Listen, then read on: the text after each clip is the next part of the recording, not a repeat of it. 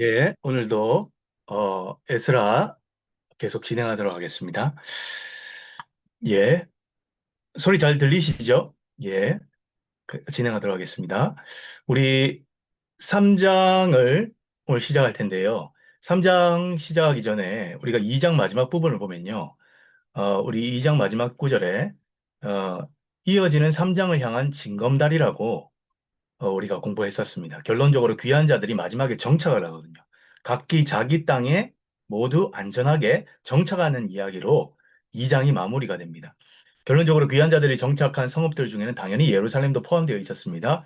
에스라 2장 70절은 포로들이 고향으로 들어와 각자의 삶의 터전에 짐을 풀고 정착을 완료했음을 보여줍니다. 그리고 이렇게 각자의 성읍에 자리 잡았다는 사실은 곧이어 펼쳐질 3장 1절에서 정착을 마친 모든 백성들이 각자의 자리에 정착을 잘 했죠. 근데 그 사람들이 일제히 이제 예루살렘에 모여서 감격스러운 제단을 쌓는 위대한 역사를 시작하기 위한 필수적이고 완벽한 배경이 되어줍니다라고 이렇게 말합니다.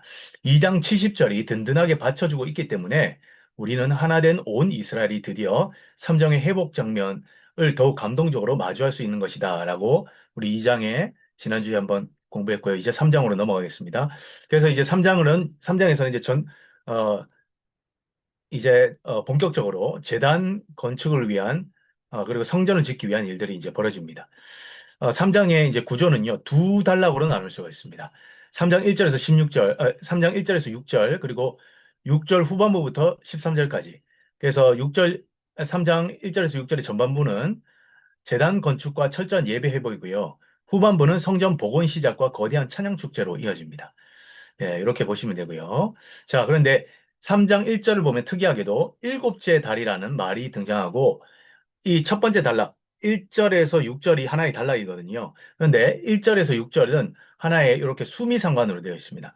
근데 수미상관으로 되어 있는데 일곱째 달이라는 말로 시작해서 일곱째 달이라는 말로 끝나고 있어요.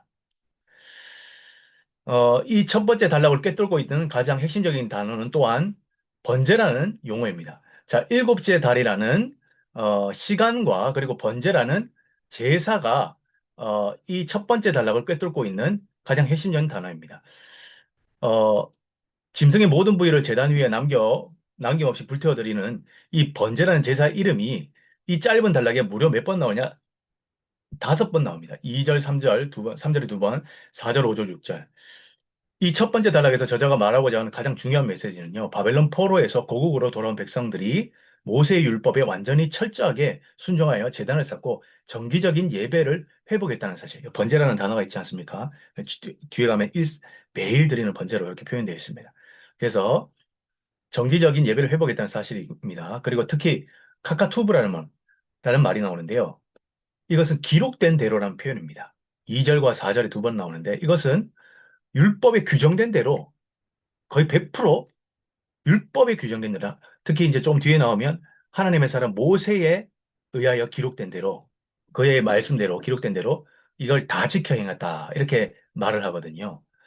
자, 이렇게 하면서 이제 돌아온 이스라엘 백성들이 전혀 흐트림없이 일을 했다. 이건 앞으로 이제 뒤에서 나오겠지만 과거 첫 번째 성전이 무너졌지 않습니까? 지금 두 번째 솔로몬 일종의 두 번째 스룹바벨 성전을 짓는 건데 앞에 솔로몬 성전과의 연속성, 정통성을 연속적으로 이어주는 역할을 하는 게 바로 기록된 대로입니다.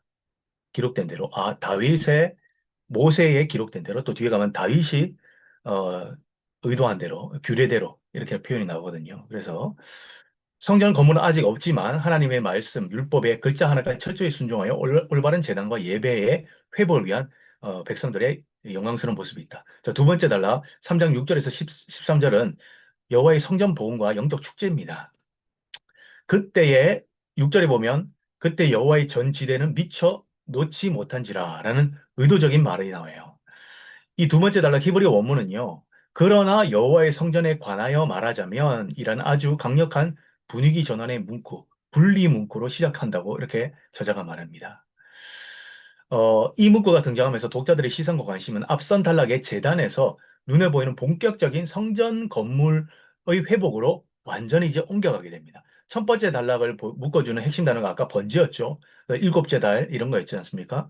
두 번째 단락을 전체를 하나로 관통하는 히브리 동사 원어는요, 야샤드입니다. 이거에 지대를 놓다, 기초를 놓다, 뭘 놓는 것입니까? 성전의 지대를 놓고 기초를 놓는 거죠. 그런데 저자는요, 이 단어를 단순하게 건물 무너진 건물을 그냥 주춧돌 놓는 그런 걸로 보지 않습니다. 이 단어의 뜻은요, 회복하다라는 훨씬 넓고 가슴 벅찬 뜻을 가진 단어랍니다. 이 야사드라는 단어는 6절 하반절 10절 12절 11절 12절 계속해 등장하는데요. 성전 복원이라는 위대한 사역을 하나로 묶어주는데 이 의미가 약간 좀 다릅니다. 우리가 지대를 놓는 거, 기초를 놓는 것과는 약간 의미가 다릅니다. 뒤에 계속 살펴보겠습니다. 그래서 요 이제 두 번째 단락인 6절 하반부부터 13절까지를 또 두 개로 이렇게 나눌 수 있는데 성전 복원을 위한 현실적인 준비 단계. 자, 많은 사람들을 고용을 합니다. 그래서 임금을 줘요. 어, 두로와 시돈 사람들에게 먹을 것을 주면 레바논 최고급 백향목을 바다로 운송해 오는 아주 현실적이고 수고스러운 물자 교환 과정을 거칩니다.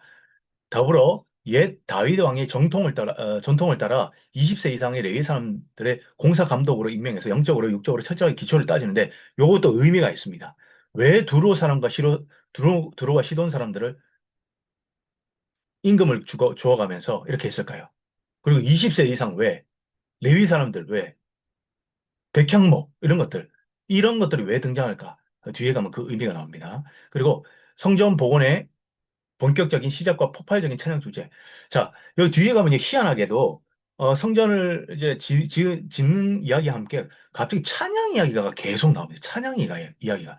이 부분 흥미로운데요. 드디어 무너진 성전이 실제로 복원되기 시작했으면 시장을 알리는 가슴 벅찬 현장인데 재미있는 점은 저자가 이 부분을 공사 현장의 노동으로 묘사하지 않고 철저하게 종교적 찬양 축제로 묘사하고 있다는 점입니다. 제사장과 레위인들이 나팔과 재금을 들고 다윗의 어? 지시를 따라서 솔로몬 성전이 불렸던 아름다운 가사로 하나님을 찬양합니다. 뒤에 보면 나오겠지만 솔로몬 성전이 처음 지었을 때 불렀던 노래의 가사를 똑같이 부릅니다. 그래서 지금 앞에 위에 아까 두로 시돈 이야기 레위 20살 이상 백향목 이게 다 다름 아닌 솔로몬 성전 지었을 때 필요했던 사람들, 재물들 등장했던 사람들이에요. 그대로 반복해서 영합니다. 그러면서 뭐냐? 솔로몬 1차 성전 지었던 그 성전이랑 지금 2차 스룹바벨 성전이 연속성이 있다. 서로 닮아 있다. 정통성이 보장한다. 이런 걸 나타내는 거예요. 그러면서 요 두 번째 단락을 보면 동심원 구조로 되어 있습니다. 이렇게 되어 있는데 이건 뒤에 가서 또 설명하겠습니다. 자, 본격적으로 보겠습니다. 3장 1절. 1절을 보면요. 일곱째 달에 이르러라는 표현. 일곱째 달로 표현되어 있는데 시작을 하는데 3장 1절이 요 일곱째 달에라는 말은 티시리월이라는 표현인데 이 일곱째 달은요. 이스라엘 역사에서 대략 뭐 일반적인 우리 현대 달력으로 보면 9월에서 10월 무렵에 해당합니다. 그런데 유대교의 이 일곱째 달은요. 가장 그야말로 최고의 달이에요. 가장 중요한 달입니다. 일곱째 달의 첫째 날에 나팔절이 있고요.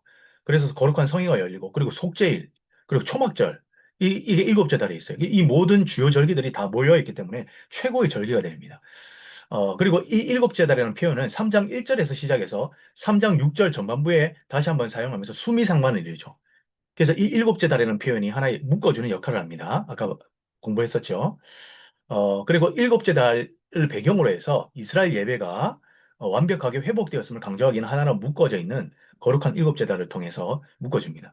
그리고 2장 마지막 부분을 보면 돌아온 이스라엘 백성들이 있지 않았습니까? 아까 봤죠? 우리가 이스라엘 백성들이 2장 70절에 보면 이스라엘 백성들이 그 각자의 성읍으로 다 돌아가서 평안하게 이제 거합니다. 그런데 각자 바쁘게 흩어져 살고 있었을 텐데 일곱째 달이 되자 분위기가 완전히 바뀌어서 종교적인 모임이 열릴 것으로 예고해져요. 이제 일곱째 달이 되니까 그 흩어져 있던 사람들이 쫙 모입니다, 이제. 그러면서 여기 나오죠. 일제히 예루살렘에 모인지라. 여기서 중요한 것은 일제히 모였다는 표현인데 일제히라는 말은 한 사람처럼이라는 뜻이 돼요. 각자의 삶이 터전에서 바쁘게 살고 있었지만 때가 됐을 때 일제히 모이는 거예요. 그래서 느헤미야 8장 1절을 보면 이 문장의 균형을 맞추기 위해 백성이라는 단어 앞에 모든이라는 단어를 추가하여 모든 백성이 한 사람처럼 모였다라고 읽고 싶어하는 유혹이 느낄 정도다. 일부 히브리어 사본에는 비슷한 내용을 다루는 느헤미야 8장 1절에 이 모든이라는 단어를 추가시켜서 모두 한 사람처럼 모였다라는 그런 그래서 그런 사본들이 다루는 게 있는데 그만큼 우리가 그런 유혹을 느낀다고. 이렇게 많은 사람들이 동시에 모였다는 거. 여기서 아주 중요한 점은 이들은 누구의 억압이나 강요에 따라 된 게 아니라 자발적으로 모였다는 사실입니다. 이건 다 자발적으로 모인 건 출애굽기에 나오죠. 출애굽기에 그런 모습들을 그대로 반영하고 있다. 새 출애굽을 나타낸다고 우리가 공부했지 않습니까? 백성이 주인공이 되는 무대의 보통의 역사를 보면 어, 훌륭한 지도자 몇 명의 이름만 빛나기 마련입니다. 하지만 에스라 3장 1절은 지도자인 제사장 예수아나 총독 스루바벨 이름이 등장하기도 전에 백성들이 모인 걸 먼저 서술하고 있다. 이것을 표현해서 저자는 민주화, 어, 서사 내의 민주화 경향이라고 불렀습니다. 전체 백성이 진짜 주인공임을 나타내는 거야. 이, 그래서 그것을 크게 부각시키고자 하는 것이다. 이스라엘의 회복과 예배 제거는 위대한 리더 한두 명이 혼자 해낸 일이 아니라 한 사람처럼 모인 일반 백성 모두가 힘을 합쳐서 이루는 공동체의 성과다. 흥미롭게도 이 백성이라는 단어가 3장 1절 시작 부분에 등장한 뒤에 나중에 성경 기초를 놓는 3장 13절, 그러니까 3장 전체 출발과 끝에 백성이라는 단어가 인클루지어로 딱 등장한다. 마지막 3장 13절에 무려 3번이나 연달아 나옵니다. 아주 좀 어색할 정도로 백성이 많이 나옵니다. 성전을 제거하는 모든 과정이 특정 개인의 업적이 아니라 온 백성의 행위로 이루어진 것이다. 한 마음으로 이렇게 이룩한 것이다. 요약본 한번 읽어보시면 되겠습니다. 자, 3장 2절을 보면요. 자, 이 사람들이 이제 일제히 일어났습니다. 자, 요, 요사닥의 아들 예수와 그의 형제, 요줄, 뭐, 스알디엘, 스루바벨의 형제들이 다 일어나, 일제히 일어난 것이죠. 자, 일제히 일어났다. 여기서 일어나다는 단어, 쿰, 여러분 잘 알죠? 와야콤 이렇게 되어 있는데, 쿰이라는 단어입니다. 우리가, 달리다 쿰한 그때 그것이죠. 이 단어가 단순하게 일어나다는 의미가 아니라 중대한 일을 시작하기 위해 결연하게 행동을 개시했다라는 것으로 이 그레고리 고스웰은 보고 있어요. 예, 돌아온 이들이 가장 먼저 하나님께 예배를 드리기 위해 주도적으로 나서는 벅찬 순간이다. 그런데 여기서 대단히 흥미롭습니다. 자, 저자가 우리가 이런 좋은 책들, 정말 이런 훌륭한 이런 학자들의 시각을 이런 데서 우리가 발견할 수 있습니다. 일반적인 사람들은 발견할 수 없는 참 이런 귀한 보물 같은 책이죠. 왜, 자, 여기 보면요. 왜 예수아가 스룹바벨보다 먼저 나왔을까? 성경을 읽다 보면 보통은 총독인 수룹바벨. 여러분, 이 성전 이름도 전통적으로 수룹바벨 성전이라고 하지 않습니까? 그만큼 수룹바벨을 앞세우고 있어요. 보통은 총독인 수룹바벨 이름이 대제사장 예수아보다 먼저 나옵니다. 다른 데 에스라 22장, 에스라 2장 2절. 우리 앞에 2장 공부했었죠. 거기에서. 그리고 느헤미야 7장 7절에서도요.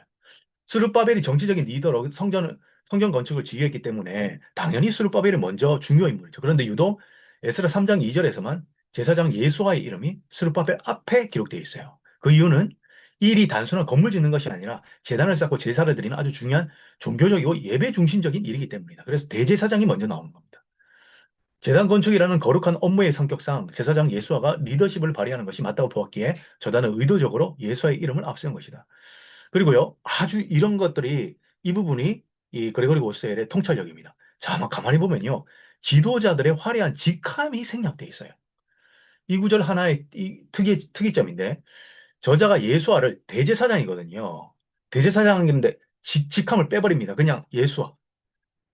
그리고 스룹바벨이 총독이지 않습니까? 총독 빼버립니다. 대제사장이나 총독이라는 직함을 빼버리고 그저 요사닥의 아들 예수와 스알디엘의 아들 스룹바벨 그냥 이렇게 불러요.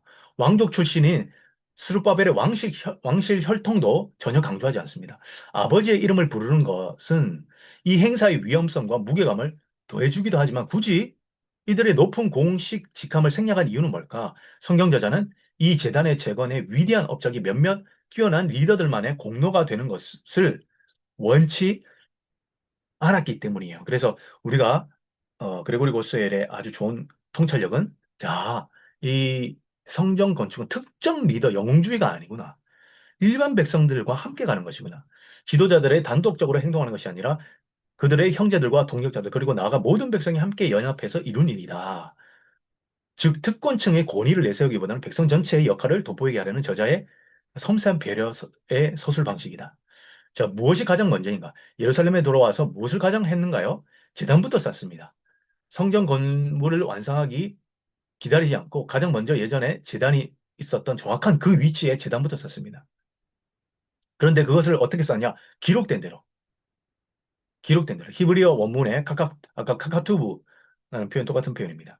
에스라 3장에 이 단어가 반복돼서 등장하는데 2절, 4절 이것은 이스라엘 백성들이 자기 마음대로 혹은 편한 방식대로 제사상 제단을 차린 것이 아니라 옛적부터 내려오는 모세의 율법 하나님의 말씀에 철저히 순종해요. 그 예배 방식 그대로 예배 모범에 따라 그냥 하는 거죠. 그리고 저자는요 모세를 그냥 모세라고 부르지 않고 하나님의 사람 모세라고 부릅니다. 오직 신명기 33장 1절에만 딱 한 번 등장하는 단어인데 여기에 또 쓰이고 있어요. 하나님의 계시의 말씀을 직접 받아 백성에게 전달한 이 대예언자. 맞죠? 그걸 강조하기 위한 것이다.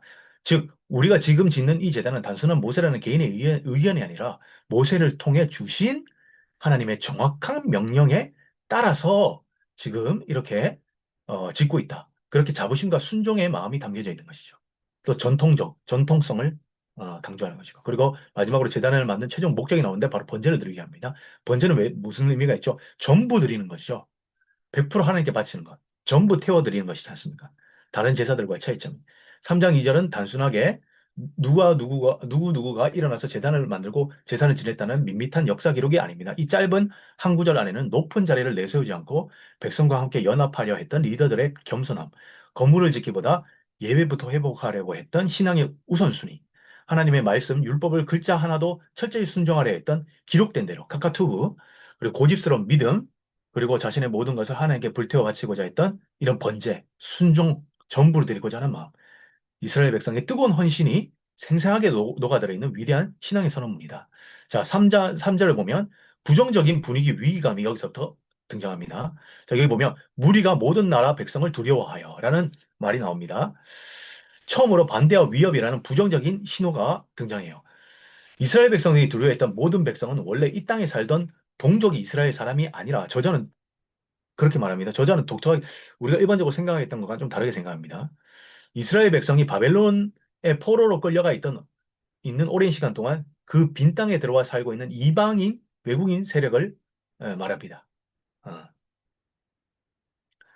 저자는 이 짧은 구절을 통해 앞으로 이스라엘 백성들이 예루살렘에서 성전을 짓고 신앙을 회복하는 일에 험난한 반대와 엄청난 방해가 있을 것이라는 사실을 넌지시 힌트로 복선으로 깔아서 보여주는 것이다.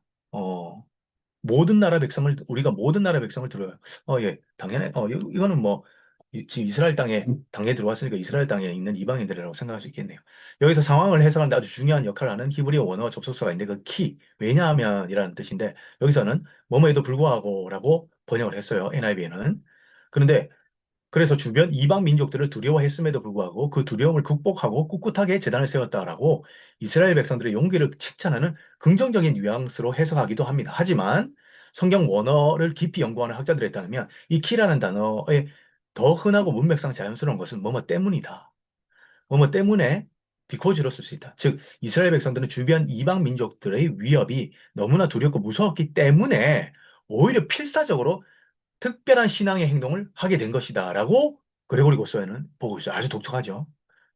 두려움을 이겨내고 대충 행동한 것이 아니라 그 두려움이 원동력이 돼요. 더욱 조심스럽고 완벽하게 하나님의 규례를 따르도록 만들었다는 겁니다. 아주 독특한 해석을 합니다. 그리고 재단을 쌓는데 보시면 이렇게 두려워하는 민족들이 있으면 무기를 만들어서 군대를 조직하거나 방어를 세워서 성벽을 높이 쌓는 것이 아니라 놀랍게도 재단을 그 터에 세우는 일에 집중했어요. 그 터라고 번역되는 히브리어 원어를 주목해야 됩니다. 이것은 정확한 원래 위치에 재단을 세웠다는 의미를 아주 강력하게 전달하는데 이들이 두려움 속에서 하필 원래 있었던 그 정확한 위치를 고집해서 재단을 세운 이유가 있습니다. 적들이 언제 쳐들어올지 모르는 이 무서운 상황 속에서도 이스라엘 백성에게 가장 절실하게 필요했던 것은 세상의 무기가 아니라 하늘에 계신 하나님의 보호하심이었던 것입니다. 그래서 그들은 하나님이 자신들의 예배, 즉 제사를 기뻐 받아주시고 자신들을 안전하게 지켜주시기를 바라는 아주 간절한 마음으로 예배 규칙과 절차를 완벽하게 지키기 위해 엄청난 주의를 기울였다. 이렇게 보는 것입니다. 옛날 솔로몬 성전 시절에 하나님이 지정해 주셨던 바로 원래 그 자리를 포로 생활 후 척박한 폐허 속에서도 고집스럽게 찾아내서 제단을 세운 것은 자신들의 마음대로 편안하게 예배하지 않고 하나님의 권위 있는 방식에 철저하게 맞추려는 가장 완벽한 순종의 표현이었어요. 주변 나라들에 대한 이 건강한 두려움이 오히려 이스라엘 백성들을 딴 길로 세지 않고 올바른 신앙의 길로 걷도록 꽉 붙들어준 셈입니다. 라고 그레고리 고스에 이렇게 보고 있네요. 아주 좀 독특하지만 또 납득이 되는 그런 구절입니다. 또 번제란 단어가 나오는데 이 번제는 또 온전한 헌신을 상징하죠. 자, 여기 적들의 위협이 코앞에 다가와 생명이 위태로울 수 있는 팽팽한 긴장감 속에서도 이들은 매일 아침 한 번, 매일 저녁에 한 번씩 율법에 지정된 규칙대로 이제 번제를 드렸는데 이는 자신들의 두려움과 불안을 인간적인 꼼수나 정치적인 방법으로 해결하지 않으려는 그 태도다. 매일의 예배를 통해 여기 보면 그 위에 아침 저녁으로 여호와 번제를 드려라는 표현이 있죠. 매일 예배를 통해 위기를 극복하고자 했어요. 생명이 위협받는 극단적인 상황일수록 핑계를 대지 않고 오히려 기본으로 돌아가 하나님의 관계를 맺는 예배 자리를 생명처럼 철저하게 지켜낸 것입니다. 제가 이 묵상하다가요. 우리의 삶이 어려울 때는요. 철저하게 예배를 한번 돌아보면 어떨까요? 그 예배는 단순하게 예배 설교 듣고 그런 차원의 문제가 아닙니다. 설교를 통해서 말씀이 강력하게 선포되고요. 그리고 성찬이 행해지면서 우리가 성찬이 행해지면 뭐죠? 우리가 한 몸이 그리스도의 한 몸이 한 덩어리다라는 그 어떤 개인화가 될 때 더 커지는 불안감을 전체가 한 마음이 되었을 때 이렇게 해소시킬 수 있는 연대감이 더 커져서 이 두려움을 극복할 수 있는 자리로 가게 하는 이 예배의 어떤 힘이 그 안에 있지 않은가 생각합니다. 결론적으로 에스라 3장 3절은 인간이 느끼는 두려움이라는 본능적인 감정이 어떻게 가장 위대한 신앙의 행동으로 바뀔 수 있는지를 보여주는 놀라운 구절이에요. 이스라엘 백성들은 낯선 땅을 차지하고 있는 이방인의 위협에 극심한 두려움을 느꼈어요. 하지만 그들은 그 두려움 때문에 숨거나 포기한 것이 예배를 포기한 게 아닙니다. 오히려 하나님의 철저한 보호를 구하기 위해 제단에 있던 가장 강력하고 정확하고 본격적인 위치, 그 자리에 찾아가서 제단을 세웁니다. 그리고 율법에 기록된 대로 매일 아침 저녁으로 온전한 제사를 드린 거죠. 자, 4절에 봐도 3장 4절에 보면 기록된 규례대로 초막절을 지켜 이래 나오죠. 기록된 대로 초막을 지켜 초막절이라는 단어가 나는데 기록된 대로 카카투브 3장 2절에도 등장했었죠. 이 단어가 다시 쓰였다는 것은 백성들이 자기 기분이나 형편에 맞춰서 적당히 예배드린 것이 아니라 고대로부터 전해 내려오는 모세 율법의 그 규정 그대로 하나까지 완벽하게 순종했다. 특히 초막절이라는 단어가 나오는데 이 초막절은 솔로몬 성전이 완공되고 나서 거대한 봉헌식을 올렸던 데가 바로 초막절이었어요. 따라서 귀환하는 백성들이 첫 제단을 쌓고 초막절을 지킨 것은 지금 자신들이 드리는 이 소박한 예배가 과거의 영광스러운 솔로몬 성전의 연속성상에 있음을 뚜렷하게 보여주려는 의도적인 행동이었어요. 비록 지금 포로에서 갓도로와 번듯한 성전 건물 하나조차 없지만 그들의 신앙만큼은 옛 성전의 정통성을 그대로 이어받고 있다는 엄청난 자부심을 어, 담긴 내용인 것이죠. 그리고 번제를 매일 정수대로 매일매일 달라지는 제물의 숫자를 정확히 킨다. 여기서 정수대로라는 말이 있는데 정해진 숫자대로 하나도 틀림없이 정확하게 바쳤다는 뜻입니다. 그런데 민수기 29장에 보면요. 초막절 8일 동안 매일매일 하나님께 바쳐야 하는 희생 제물의 숫자가요. 아주 복잡하게 정해져 있답니다. 신기하게도 초막절에 매일 바쳐야 하는 제물의 숫자가 똑같지 않고 날마다 계속 변한답니다. 한번 찾아보십시오. 성경 저자는 이스라엘 백성들이 그 복잡하고 매일 달라지는 제물의 숫자를 하나도 빠짐없이 정확하게 세워서 율법에 지정된 숫자 그대로 바쳤음을 강조합니다.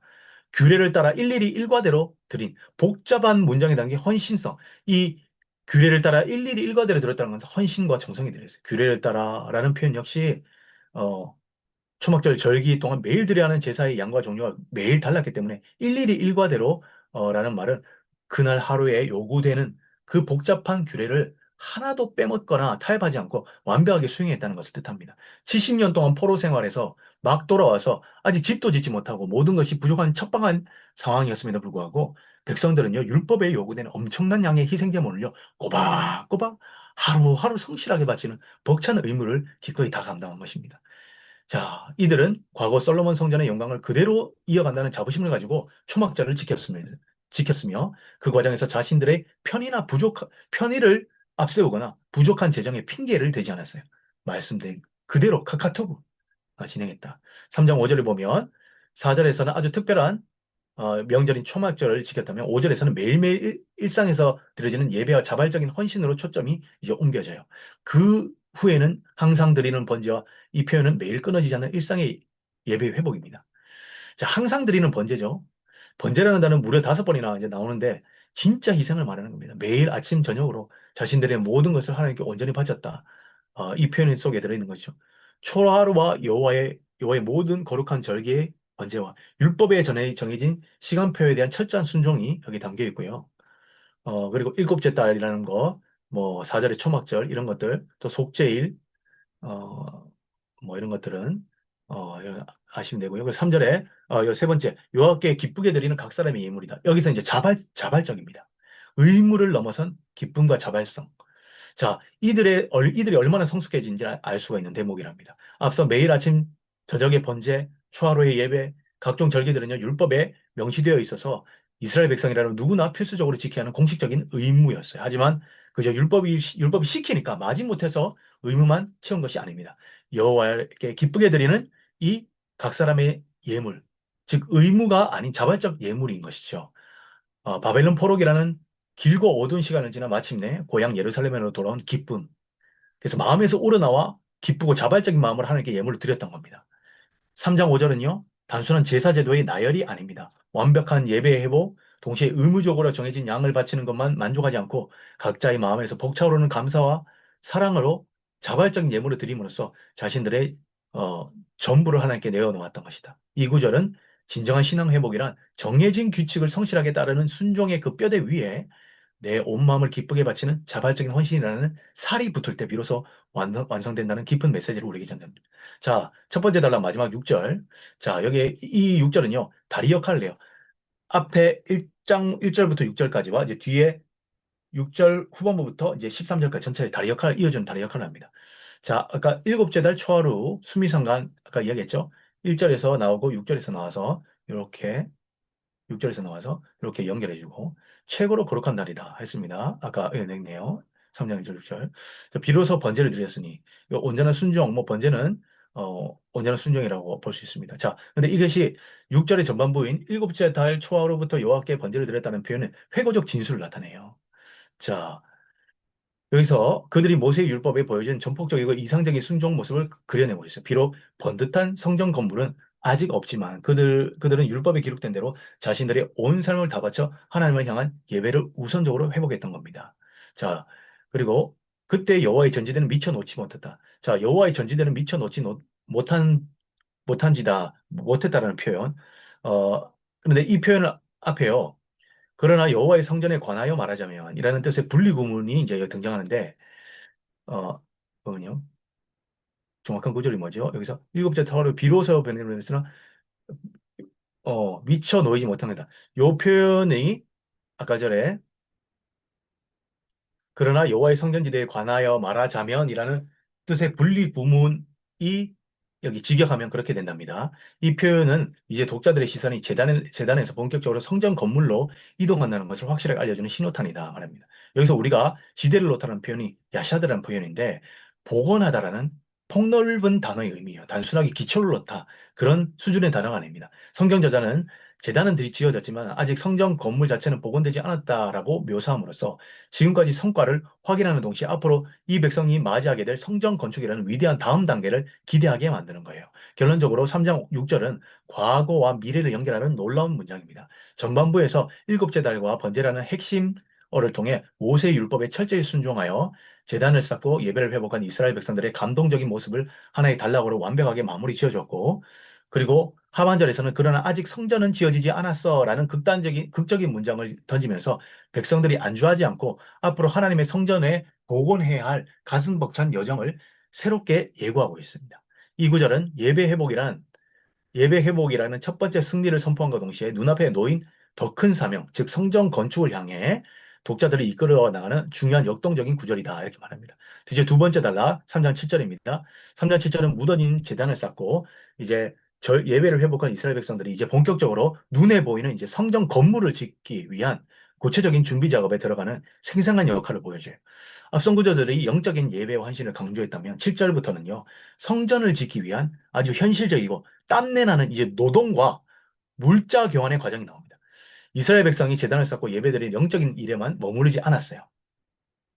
여기서는 사람들을 고용합니다. 그래서 정당 임금과 돈을 주면서 능숙하게, 하라심이라는 단어가 나오는데 장인들로 표현된 능숙하게 일을 잘하는 시돈과 아까 두루와 시돈 사람들을 고용해가지고 이제 막 이제 일을 합니다. 자, 여기서 하나님께서 이스라엘 포로에서 돌아오게 하시고 성전 건축을 이끌고 계시지만 그렇다고 해서 백성들이 해야 할 현실적인 준비를 면제해 주신 것은 아니라는 점입니다. 기적이 일어나 하늘에서 성전이 뚝 떨어지는 것이 아니라 백성들이 직접 헌금을 모아 일꾼들에게 돈을 줘야 되고 재료도 구해줘야 하는 지루하고 평범한 준비 과정을 묵묵히 그걸 감당해야 됐어요. 즉, 훌륭한 신앙이란 기도만 하는 것이 아니라 이렇게 땀 흘려 일하고 실제적인 준비를 성실하게 해내는 것이다. 그리고 여기 식량과 음식과 기름을 제공했다는 표현들이 있는데 아마도 포로 생활에서 막 돌아온, 돌아와서 돈이 충분하지 않았기 때문에 자신들이 가진 농산물을 주면서 일종의 물물 교환을 한 것이라 이렇게 봅니다. 저기 시돈 사람과 두로 사람이란, 어, 표현이 나오는데 이것은 다름 아니라 제1성전, 솔로몬 성전을 지을 때 이 두 지역의 사람들이, 두 나라의 사람들이 고용이 돼요. 솔로몬 왕에게 최고급 건축자진 백향목을 공급해 주었던 뛰어난 기술자들을 보내주었던 사람들이 바로 이 시로와 두동 사람이에요. 두로 사람들.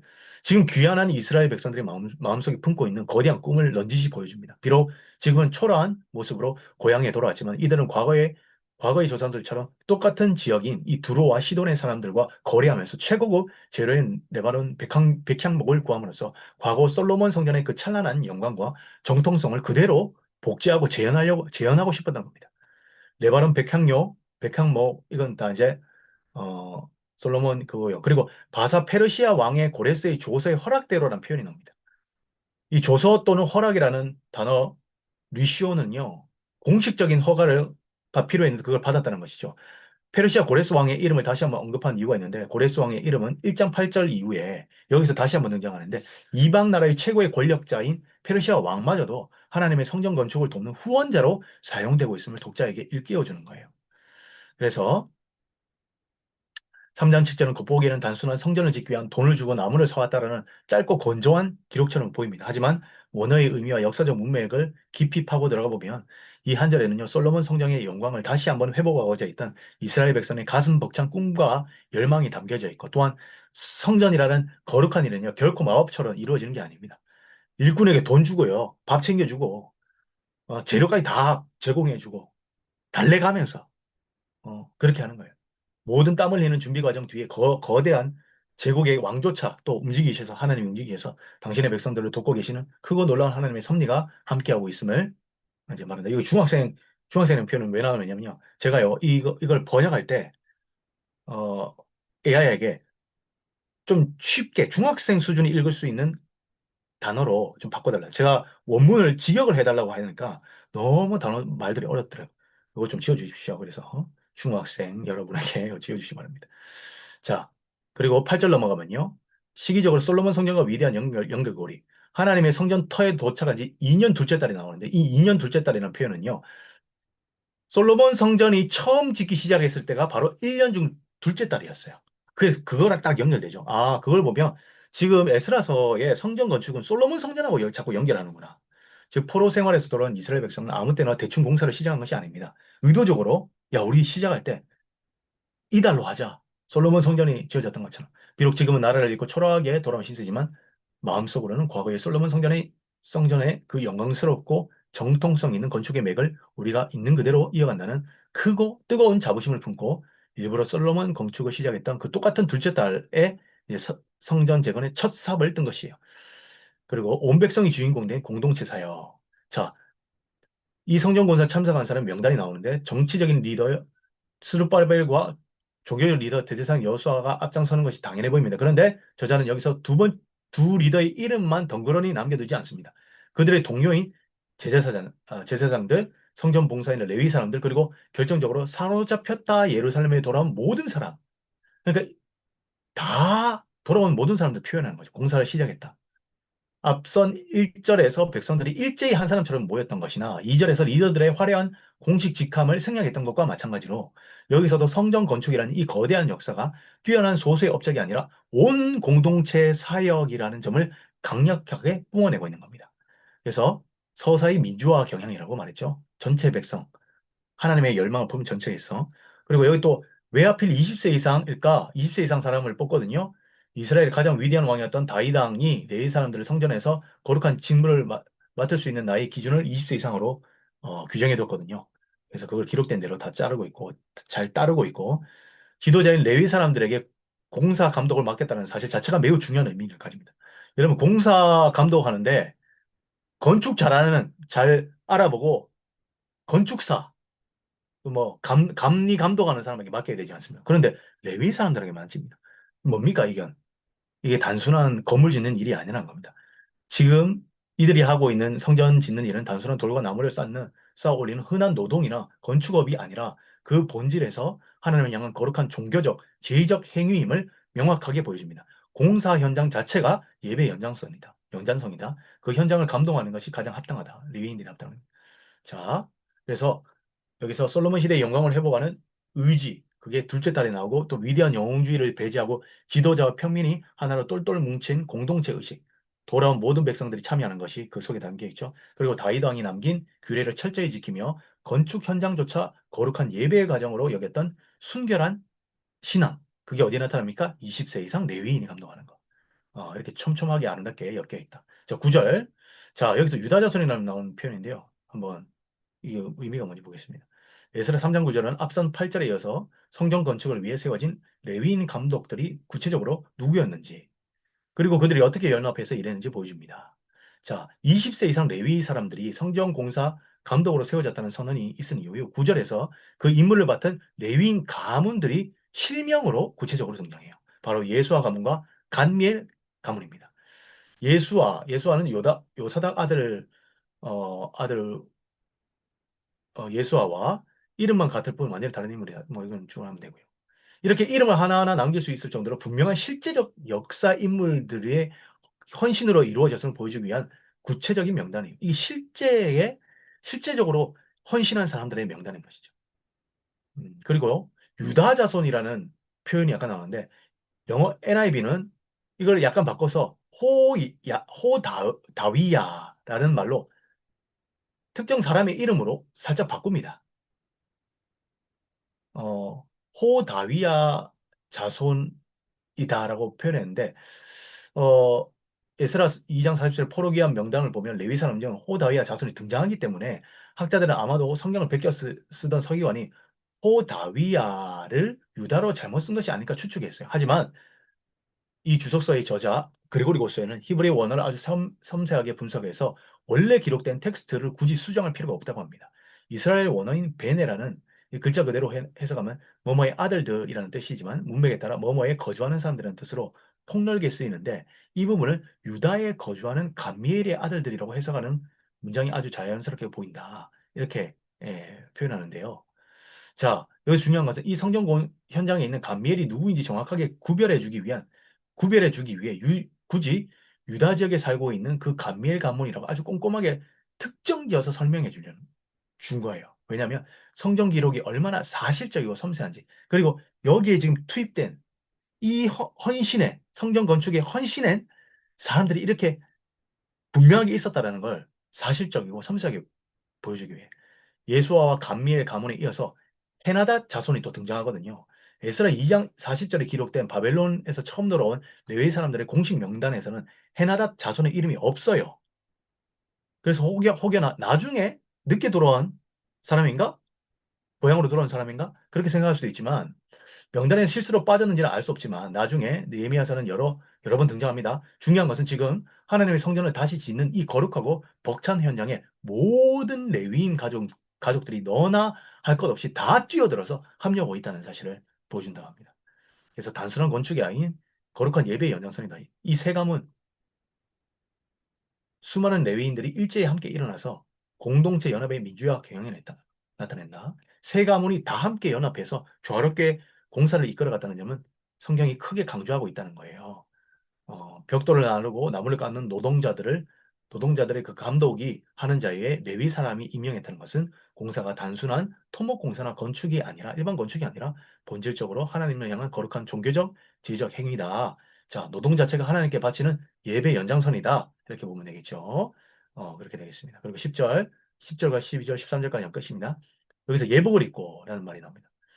위대한 작업의 궤도에 이제 본격적으로 올라왔는데, 어, 자, 여기서 지대를 놓다라고 번역된 아까 단어 야샤드 받지 않습니까? 회복하다라는 이 단어를 들으면 포크레인으로 땅을 파고 텃파기 작업하듯이 건물의 주춧돌로 놓는 아주 초기 단계를 상상하기 쉽습니다. 하지만 학자들의 연구에 따르면 이 야샤드라는 단어는 단순히 기초를 놓는 그런 것을 넘어서서 기존의 구조물을 회복하여 또는 수리하다라는 훨씬 포괄적인 광범위한 의미를 가지고 있답니다. 그래서 단순히 터프하기 작업만 해가지고 밑둥만 이렇게 나는 게 아니라 대충 지금 골조가 다 올라가가지고 성전 어떤 형상이 나타나는 거예요.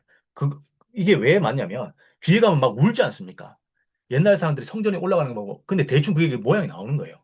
모양이 나오는데 보니까 옛날 솔로몬 첫 번째 성전 지었던 거는 비교하니까 너무나 형편없는 거예요. 그래서 막 예전에 첫 번째 솔로몬 성전을 봤던 사람들이 조상들이 늙은 노인분들이 막 우는 거예요. 그런데 신세대들은 본 적이 없으니까 막 좋아서 박수치고 노래 부르고. 자, 돌 몇 개를 깔아놓아 끝난 것이 아니라 바벨론 군대에 의해 철저히 무너지고 파괴되었던 여호와의 성전을 다시 일으켜 세우는 진짜 회복 작업이 눈에 띄게 본격적으로 진행되고 있었습니다. 어느 정도 막 성전이 많이 지어졌던 거예요. 백성들의 입장에서 오랜 시간에 꿈꿔왔던 진짜 목적, 즉 성전이 회복되는 모습을 실제 눈앞에 펼쳐지기 시작한 가슴 벅찬 순간이었다. 여기서 예복을 입고라는 말이 나오거든요. 제사장들이요. 여러분, 여기에서 예복을 입고라는 표현이요. 가, 갖추어 입었다라고 볼 수 있답니다. 자, 여기에 포로 생활을 마치고 갓 돌아온 척박하고 가난한 상황이었지만 그들은 하나님을 예배하는 이 거룩한 순간만큼은 평상복, 평상복을 입고 대충 넘어가지 않았어요. 정식 제사장의 복장을 위엄 있게 제대로 갖춰 입음으로써 예배의 격식을 최고조로 높인 거예요. 또한 이들이 나팔을 들고 섰다는 점을 주목해야 됩니다. 제사장들의 나팔 소리는 과거 솔로몬 왕 시절에 이스라엘 역사상 가장 화려하고 위대했던 첫 번째 성전 봉헌식 예배 장면을 지금 이 초라한 공사 현장에서 똑같이 재현해 내고 있다는 상징성을 가집니다. 어, 그리고 이 재금 같은 게 나오는데 이게 찬양 축제가 벌어지고 있다는 거예요. 여기서 다윗의 규례대로라는 표현이 있거든요. 이 원어의 뜻은 다윗의 손 위에서라는 표현입니다. 이 원어에 담긴 정통성과 연속성, 다윗 왕이 오래전에 세워둔 찬양의 그 지침에 따라 그가 남긴 음악의 작품들을 정확하게 따랐다는 겁니다. 여기서 제단을 쌓을 때는 하나님의 사람 모세 율법을 완벽하게 따랐다고 기록되어 있고 지금 3장 10절에서는 성전의 찬양을 회복할 때는 다윗 왕의 규례를 완벽하게 따랐다라고 표현되어 있어요. 이스라엘 역사상 율법을 대표하는 모세와 성전을 대표하는 다윗이라는 두 거장의 정통성을 정확하게 이어받았다는 것을 보여줍니다. 그래서 이 두 표현은 정통성과 연속성을 나타낸다. 그래서 에스라 3장 10절은 단순히 공사장에서 노동자들이 노래를 불렀다라는 이야기가 아닙니다. 무너진 성전이 마침내 복원되는 감격스러운 현장에서 이스라엘 백성들은 초라한 현실에 얽매이지 않고 제사장의 예복을 철저히 갖추고 입었고 가장 영광스러웠던 솔로몬 성전의 예배를 재현했던 것입니다. 11절 다윗의 정통성을 잇는 화답의 찬양. 자, 여기서 막 찬양하며 감사하며 화답하다는 뜻인 이 와야하누라는 단어가 나오거든요. 뭐 이건 뜻은요. 뭐 노래를 부르면서 교도하다는 뜻도 있다고 합니다. 자, 여기서 이제 다윗의 지시의 규례를 따랐다는 게 중요하고요. 어, 여기서 제사장과 레위는요 번갈아 가면서 불렀던 찬양의 가사가 여호와는 지극히 선하심으로 그의 인자하심이 이스라엘에게 영원히 있다라는 표현인데 이 짧아 보이는 이 구절이 왜 중요하냐면 이 역사적 의미가 있어요. 다름 아니라 이 가사는요 과거 솔로몬 왕 이스라엘 역사상 가장 화려했던 첫 번째 성전에 완공을 하고 봉헌식을 올려드릴 때 울려 퍼졌던 바로 그 찬양 가사와 똑같습니다. 역대하 5장 13절, 7장 3절. 똑같다는 거죠. 이 가사는 시편 136편과 같은 스타일로 불렀으며 이게 쭉 나오는데 자, 적국에 의해 완전히 파괴되었던 성전을 다시 세우는 이 감격스러운 순간에 옛 조상들이 첫 성전을 지었을 때 불렀던 것과 동일한 후렴구를 부름으로써 백성들은 지금 짓고 있는 이 성전이 과거 솔로몬 성전의 영광과 단절되지 않았고 굳건하게 이어져 있다는 영적인 연속성을 뼈저리게 확인하고 있는 겁니다. 이런 찬양의 가사를 들으면 옛날에 첫 번째 성전이 세워졌던 것을 보았던 이 먼저 앞선 세대들, 노인분들은 얼마나 감격이 되겠습니까? 맞죠? 그래서 눈물 흘리고 11절 후반부로 넘어가면 분위기가 더 고조됩니다. 이제는 종교 지도자들뿐만 아니라 모든 백성이 여호와를 향해 큰 소리로 부릅니다. 여기서 콜이라는 단어, 소리를 나타내는 콜이라는 단어가 나오고 형용사 가돌 위대하다 또는 크다라는 뜻, 또 동사 헤리아, 어, 명사 테로아, 뭐 이런 외치다라는 뜻을 다닌 이런 단어가 나옵니다. 조용한 예배 시간에 소리를 지른다는 것. 지금 예배 드리고 있는데 어색하게 느껴질 수 있지만 구약 성경에서 여러분 외침은요 단순한 감정을 주체하지 못해 시끄럽게 떠드는 것이 아니었어요. 이는 이스라엘 역사에서 하나님을 찬양하는 매우 공식적이고 널리 인정받는 기쁨의 예배 방식이었습니다. 예를 들면 여호수아가 여리고 성을 돌 때 다윗이 언약궤를 모셔올 때처럼 말입니다. 여기 동심원 구조가 나오는데 저자는 이 구조를 통해 실질적인 아까 위에 동심원 구조 봤죠? 실제적인 물질적인 건축 작업 자체보다도 백성 전체가 한 마음으로 드리는 종교적인 축하와 환희가 얼마나 중요한지를 눈에 띄게 부각하고 있어요. 동심원 구조 밑에 나오는데 한번 볼까요? 밑에 나오는가요? 잠깐만요. 여기 나오네요. 여기 보면 모든 백성이 함께 함성을 지르죠. 여기도 함성을 지르죠. 또 노인 백성들은 통곡하고 여기 통곡하죠. 또 젊은 세대들은 함성을 지르고 함성을 지르고 이렇게 그래서 여기 전부 다가 이게 찬양입니다. 찬양. 일종의 찬양이에요. 이게 사실은 어떻게 보면 기쁨과 통곡이 있으니까 감정적인 부분이라고 볼 수 있지만 이런 걸 통해 일종의 하나의 거대한 찬양으로 만든다. 이렇게 저자가 설명을 합니다.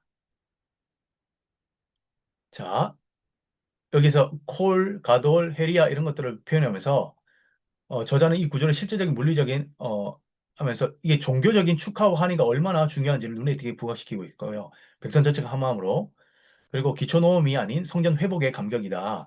여기서 기초를 놓다라고 번역되는 아까 전 야샤드 마치 이들이 이제 막 땅을 파고 주춧돌만 덩그리 놓은 건축의 완전 초기 단계에 머물러 있는 것처럼 착각하게 만들지만 여기 노란색 끌까요? 하지만 학자들의 꼼꼼한 연구에 따르면 워낙 야사드는 단순히 기초를 놓는다는 뜻만 갇혀 있는 것이 아니라 이단은 기존에 있던 건축물을 수리하거나 회복하는 뜻이다.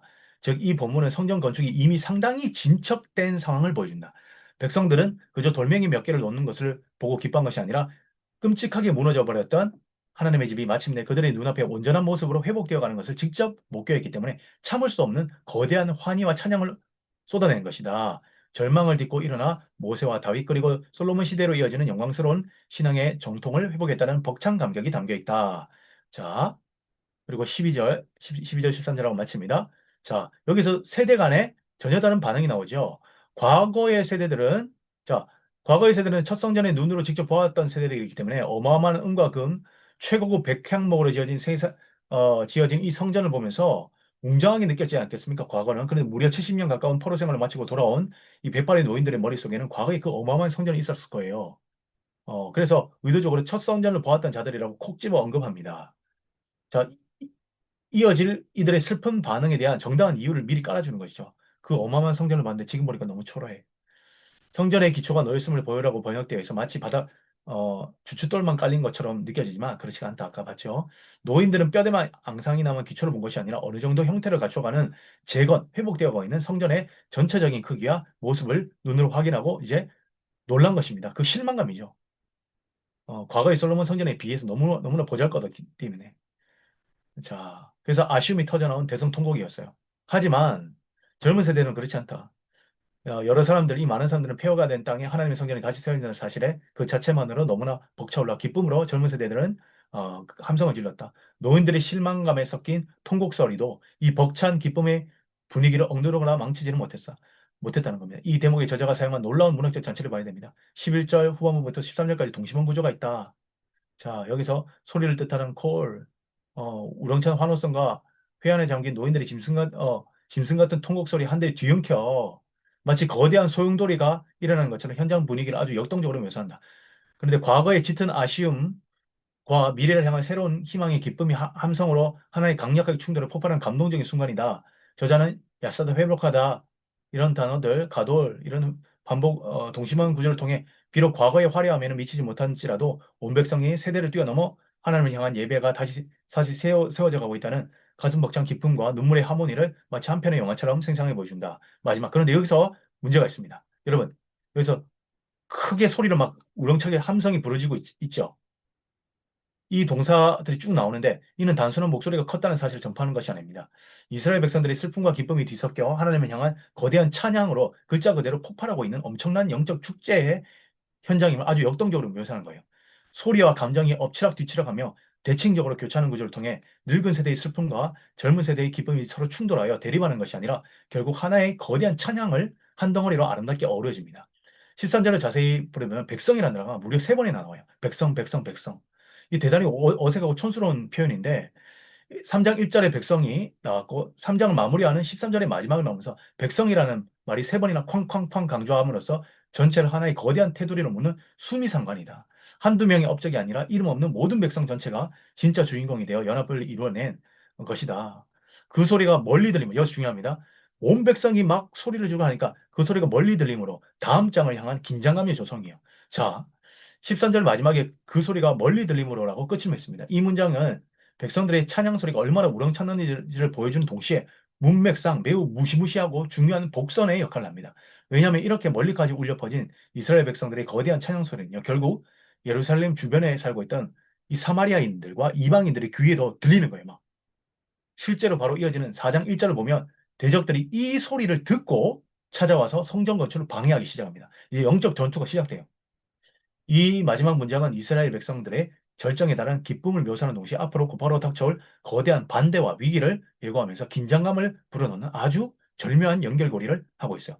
에스라 3장 13절은 단순한 소음이나 혼란을 기록한 구절이 아닙니다. 과거의 영광을 기억하는 통곡과 새로운 시작을 기뻐하는 함성이 하나로 섞여서 하나님께 울려 퍼지는 폭발적인 예배 찬양의 그 현장이고, 또한 특정 지도자가 아닌 일반 백성이 주인공으로 돋보이는 장면이며, 동시에 이어질 엄청난 방해 공작을 예고하는 폭풍 전야와 같은 묵직하고도 위대한 성경의 명장면입니다. 라고 이렇게 볼 수 있습니다. 자, 50분 정도 했네요. 예, 감사합니다. 자, 오늘 감사드립니다. 그리고 어, 에스라서를 매주 이렇게 하면 시간이 너무 많이 걸리기 때문에 제가 최대한 녹화를 한번 해보겠습니다. 녹화를 해서 다 모아서 다음 주에는 한번 드리도록 이렇게 하고, 에스라 빨리 느헤미야도 빨리 들어가야 되죠. 최대한 빨리 한번 녹화를 한번 해보겠습니다. 녹화를 하고 녹화분의 모자란 부분은 현장으로 또 하고. 자, 감사합니다. 오늘 이것으로 마치겠습니다. 예, 녹화 끄도록 하겠습니다.